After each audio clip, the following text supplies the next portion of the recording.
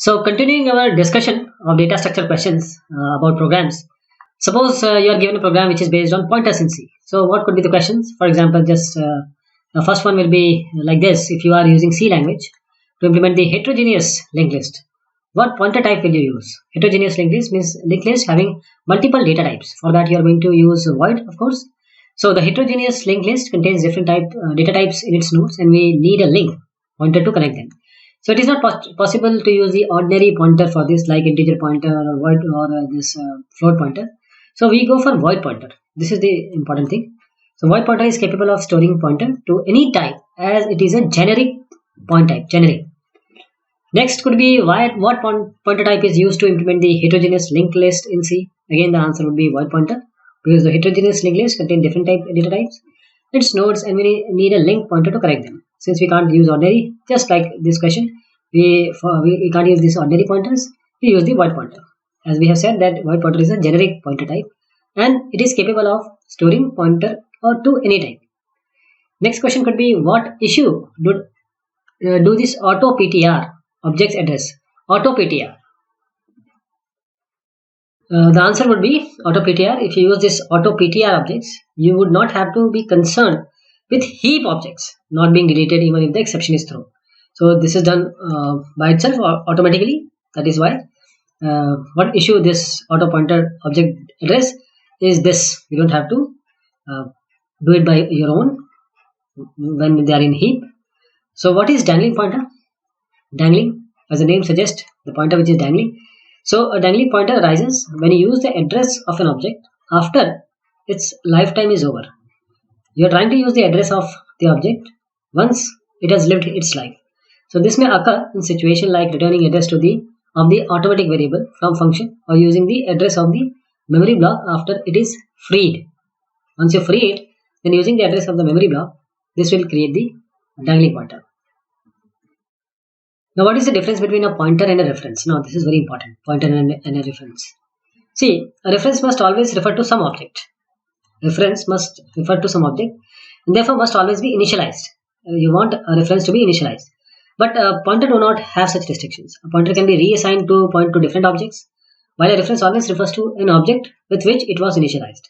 Again, reference means when a reference, you give a reference, it will always refer to some object. It will always refer to some object, okay, with which it was initialized. And it must be initialized, reference has to be initialized. While pointer can be reassigned to point to different objects, this is not the restriction with the pointer. So this is the difference, basic difference between a pointer and a reference. Now, what is the difference between const char my pointer and char const star const my pointer? Now, this is very important. See, once in this first case, the constant outside char my pointer. So this is a character pointer which is a constant. While here you have a character pointer or character type constant pointer. Okay, so this const char my pointer is a non-constant pointer to a constant data. So this pointer is not a constant, but it is pointing to a constant data. While the second case, char star const my pointer, in this case, this my pointer is a constant. Now it is a constant pointer, which is pointing to a non-constant data. Okay, hope you understood that. Because constant outside, you just ignore this right now. Just understand what is this. Char star my pointer. So my pointer is a pointer of character type. Okay, so this pointer will be pointing to the value which will be a character value. Now this character value to which this my pointer will be pointing will be a constant. In this case, this my pointer is a constant. That is, a pointer is always a constant, and this is pointing to a non-constant data or value. Okay. Now the next question would be from which is the pointer to object of a base class type compatible? From which is the pointer to a object of a base class type compatible? So pointers to object of base class type is compatible with the pointer to object of a derived class. Pointer to object of a base class, we are talking about a base class and a derived class. So pointer to object of a base class type is compatible with pointer to object of a derived class. Therefore, we can use single pointer variable to point to objects of base class as well as the derived class. Right? What is this pointer? What is this? This is a special pointer. We call it as a this pointer. This stores the address of the object that is currently invoking a member function. This pointer will contain the address of the object that is right now at that particular instance is currently invoking a member function.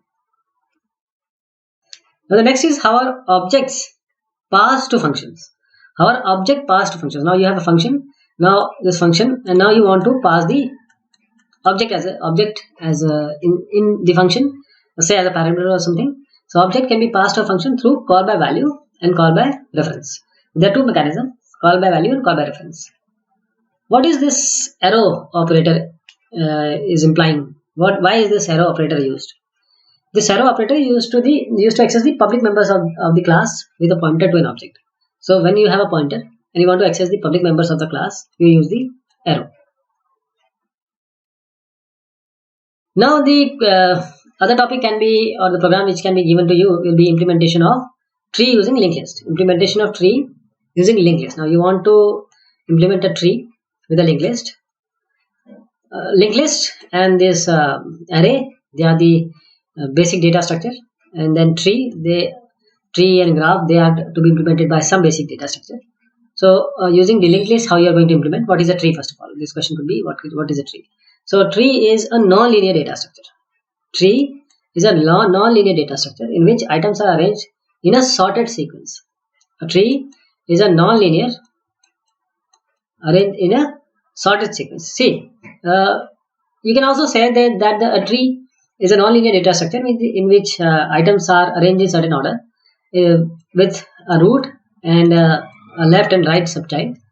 So this you can say. But sorted, whenever we are talking about some binary tree or heap tree, then they are somewhat sorted. So it is a finite set of one or more data items. This will be sufficient. Sorted you can just ignore right now. What is a root in a tree? What is a root in a tree? So the topmost element or the starting point of a tree, you can say. So root is the first node.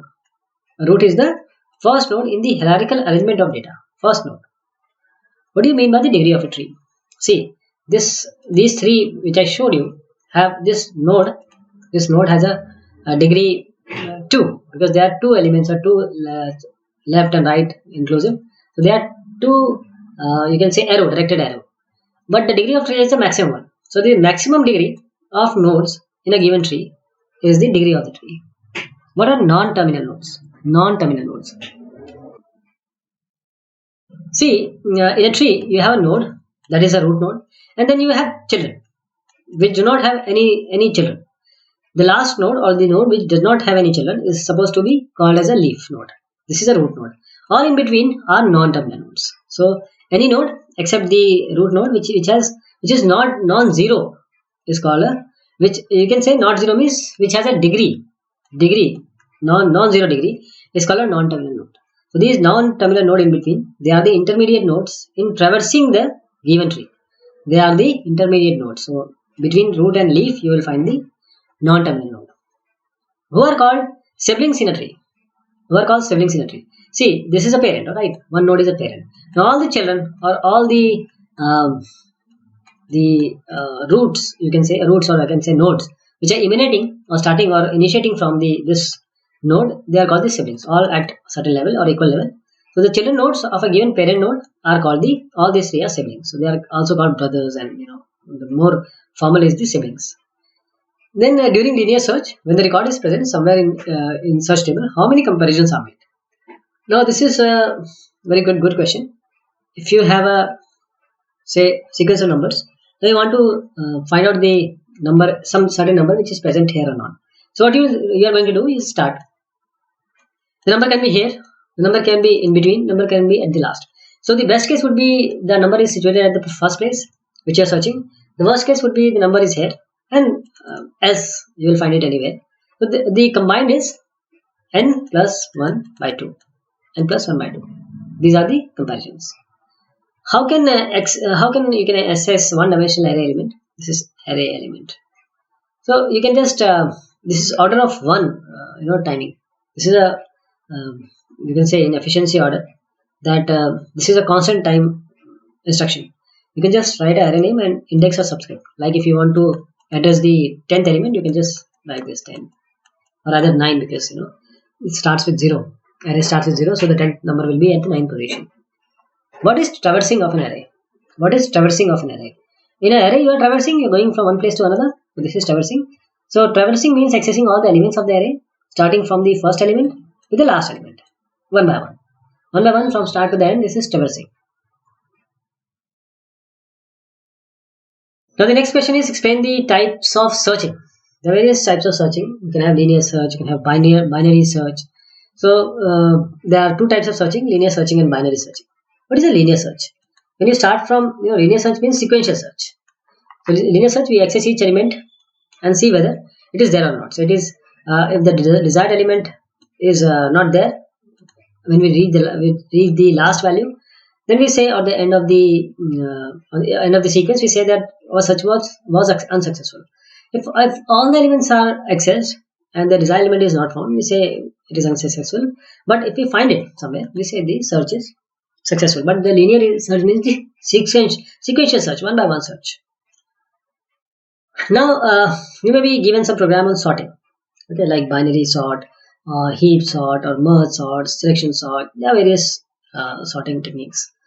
So first is, what is sorting? So arranging the element in certain order, means descending or ascending. Then this is known as the sorting. So searching and sorting and merging, there are three related operations which make the job of retrieval at the data from the storage device easier and speedier. And sorting is simply the arrangement of the elements in certain increasing or non-increasing order. What are different types of sorts in data structure? As I just said, there are various types of data structure. Sort in data structure: bubble sort, selection sort, insertion sort, quick sort, radix sort, merge sort, heap sort, shell sort. There are various sorting techniques. Why these are important? Because they are indicating certain sort of way, like divide and conquer and dynamic programming kind of thing. So you can just apply this divide and conquer and the straightforward techniques also to find out the efficiency of the algorithm. Define the bubble sort. Bubble sort, what happen if you have a bucket, and every time the bubble is there, it will rise to the upmost. So if you are ascending or trying to order the elements in ascending order, so the first highest will be reaching up at the first place, and likewise. So this is a simple algorithm of comparing each element with the other element, and at the last, what will you find? You'll find that the highest element will be at the top. So a bubble sort, in a bubble sort, each element is compared with its adjacent. This is adjacent element. Sorry for this. Is whether it is larger or second element. We just exchange. If it is larger or smaller, we exchange at the elements and interchanging otherwise. So it is how we at the one go or one pass, you can say, one iteration, you get the highest number in the top, and then we do the same technique or the same checking or comparing to adjacent value and either exchanging or not exchanging. So this is done again and again till the last element. Define the selection sort. What is the selection sort? Selection sort is a technique which is based on the extension of the maximum minimum technique by means at a next at top. So what we do in selection sort, this is also a kind of partition algorithm. So we place or try to place a value at certain position, or we try to take a value in such a way that the left partition have values which are less than all the value less than the chosen value, and all the right one are greater than. So we apply it again and again since the final sorting is not achieved. What is bucket sort? Bucket sort. The bucket sort or radix sort, they are same. So this is a method that can be used to sort lists at name alphabetically or numerically. So when you have alphabetical values or alphabetical content strings, now you want to sort them. So bucket sort is applied there, or a radix sort is applied there. What is insertion sort? Insertion sort is just like playing cards. What you do, you select one card and place it into the right position, and again you select the other card and place it in the right position. This is insertion sort. So insertion sort is one that sorts a set of value by inserting value at an existing sorted file. Right? How many passes are required in selection sort? This selection sort. So the selection sort makes first pass in n minus 1 comparison, second in n minus 2, and so on and so forth. How does this quick sort work? Quick sort. See, as I said that quick sort, the selection sort and quick sort, as I explained you about the this previous sort, that is the selection sort, we select an element and do the stuff. But here, quick sort, we partition. That is, the quick sort works by partitioning the array to be sorted. So each partition it is in turn is sorted recursively. So here recursion is used. How does bucket sort work? First of all, the list of names is sorted according to the first letter of each name in 26 buckets.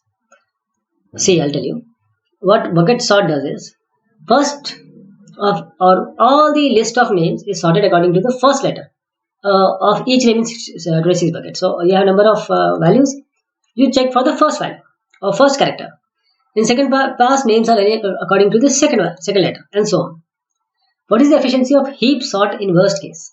See, order of log n is the efficiency of heap sort in the worst case. Order of n log n. Order of n log n. Now you may be given a question on a binary search algorithm. You can using a binary tree.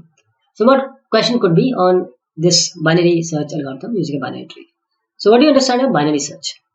So what happens in binary search? This is a searching technique in which what to do? You search for a value just in between this middle point. You search that whether the element which is in the middle is equal to that value, the search key or not. If it is not, then we see whether it is greater than or less than, because in binary search the values are sorted. So what we do, if this value is greater than this value, so we only search the right hand side because these are sorted. If this value is less than this value, then we go for the left side, and we again do the same iteratively. So binary search algorithm is a binary chop, or a binary chop we call it. It's a technique for finding particular value in a sorted list. Explain the step of algorithm of binary search. As I told you, so what we do here, first we find the middle of the array, like so array the value plus 1 n by n plus 1 by 2, that is middle value. And this our derived element is greater than the main element, we go to the right, otherwise we go to the left. Define the complexity of binary search. Say this is middle one. So every time it will divide it by n by 2, and then n by 4 type of thing. So it will be simple log n plus 1. Log n will be the average case. Explain the difference between linear search and binary search. Linear search and binary search.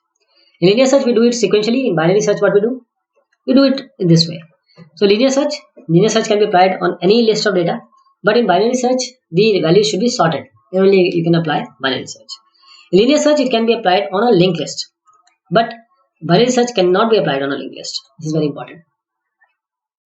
Now define tree. What is a tree? A tree is a non-linear data structure, see, in which the items are arranged in certain sequence. It can be sorted, it can be any way, but most of the tree they are sorted. Explain tree terminology like root and node, etc. So root, it is the first element or first in the hierarchical arrangement of the data item. While the node, each item in a tree is called a node. Even the root is also a node. What is the degree of a node? As we said, and we have learned also what is the degree of a node. That is the outbound directed nodes. So it is the number of subtree of a node of a given tree. So you have this. So we will say that the degree of node is 1. We make one more. We say the degree of node is 2. We make one more. We say the degree of node is 3. Explain the terminal node and non-terminal node. See, the terminal nodes are leaves. We do not have any subtree or any node after that or emanating from it. And the non-terminal nodes are all nodes in between the root and the terminal node. That is the leaf. So terminal node means a node with a degree 0. It's called the terminal node. That is the leaf. Non-terminal node means apart from the root, the node without degree of 0 is called the non-terminal node. What do you understand by binary tree? Binary tree. Binary tree is a collection of finite node or set of data object with certain conditions on it. Binary tree can have at most, every node can have at most 2 nodes. So either 0, either 1, either 2. Just at most 2. Explain the application of binary tree. See, binary tree are used in many there are various applications of binary tree. For example, in gaming, tic-tac-toe, it is used to solve the problem of mathematical expression. You can use it to solve the Mathematical expression means you can solve an expression, a plus b minus c plus d, like these expression can be solved. Now we come to graph theory. That means these some questions may be asked from graph theory if your example or your practical is graph. What is a graph? A graph, which is denoted by G, consists of vertices V, which are the nodes, and a set of edges, which are the E, which are the edges. So G is equal to V, comma E. This is a finite and non-empty set of vertices. This is a finite and non-empty set of vertices. Next is, what do you mean by directed acyclic graph? Directed acyclic graph. Directed acyclic graph means a graph consists of no circular paths. So there will be no circular path, and all the vertices are connected by a directed edge. These are the directed edge. No circular path related or connected with the arrow. So what is adjacency matrix? See, vertex is said to be adjacent to V2 if there is a edge from V1 to V2 and V2 to V1. So adjacency matrix, this is the representation of a graph. So you can use the adjacency matrix also and adjacency list also. What is a path? What do you mean by a path? A path from vertex, say W, is a sequence of vertices, each adjacent to the next. So you go from here, here, here, here. This is a path. All these are nodes in between, or we call it as vertices. And these are the, what are these? These are the edges. What do you mean by cycle? Cycle. A cycle is a path in which first and last vertices are the same. So if you start from here, see, this is what we have traversed, and you reach again back to from where you have started. This is the cycle. What is a connected graph? What is a connected graph? A graph is called connected if there exists a path from any vertex to any vertex. You can move from any vertex to any vertex, and this is a connected graph. What is the degree of a graph? The number of edges incident on a vertex determines its degree. You have vertex, number of number of edges which are incident on this vertex is called the degree. So the degree of vertex U is written as degree U. What do you understand by the term complete graph? If you are said what is a complete graph, then a graph G is said to be a complete or fully connected if there is a path from every vertex to every other vertex. So the complete graph with n vertices will have n minus 1 by 2 edges. What is a weighted graph? See, a graph is said to be a weighted graph if every edge in a graph is assigned some weight or value. If this is a graph, say this is a graph. So all these edges will have some weight, okay, depending upon the situation. So the weight of the edge is value which is representing the cost or distances from the vertices. What is a tree? Tree we have already seen, but in terms of graph, a graph is a tree if and only if it is connected and there are no cycles in the graph. Okay, when it's connected and there are no cycles in the graph. So these were a few questions on data structure. If you are given some programs basis of these questions may come. So I hope you will go to the book and learn these in detail, because just knowing the question and answer will not do. You have to know the basics also. So thank you so much. Take care.